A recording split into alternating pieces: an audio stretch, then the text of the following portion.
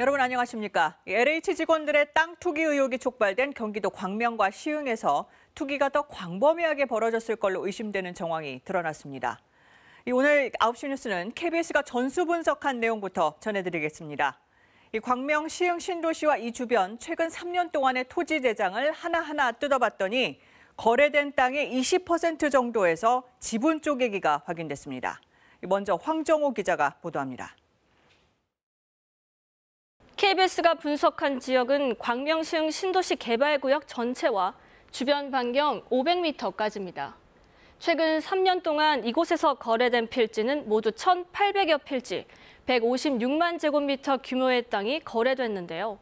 투기를 의심할 수 있는 전형적인 수법 가운데 하나인 지분 쪼개기가 얼마나 이루어졌는지 하나하나 살폈습니다.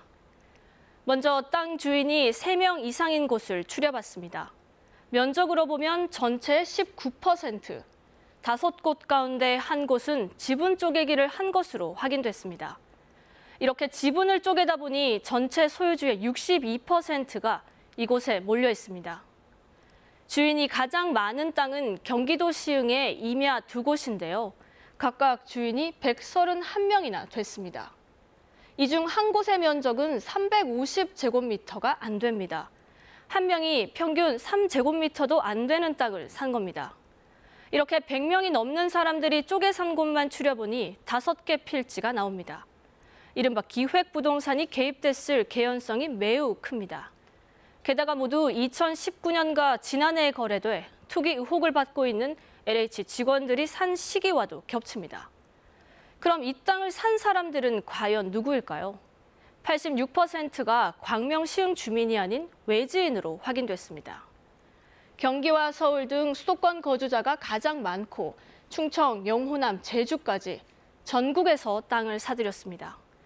미국과 중국, 뉴질랜드 등 해외 거주자도 10명 넘게 나왔습니다.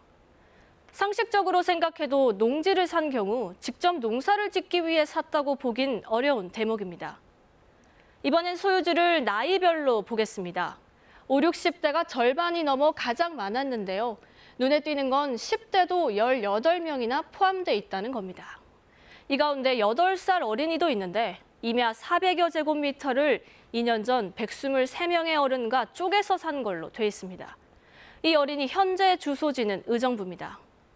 경찰은 광명, 시흥 지구에서 투기 의혹을 받고 있는 LH 전현직 직원 15명을 조사하고 있고 민병가 참여연대는 외진 30여 명의 땅 투기 의혹을 추가로 제기했습니다.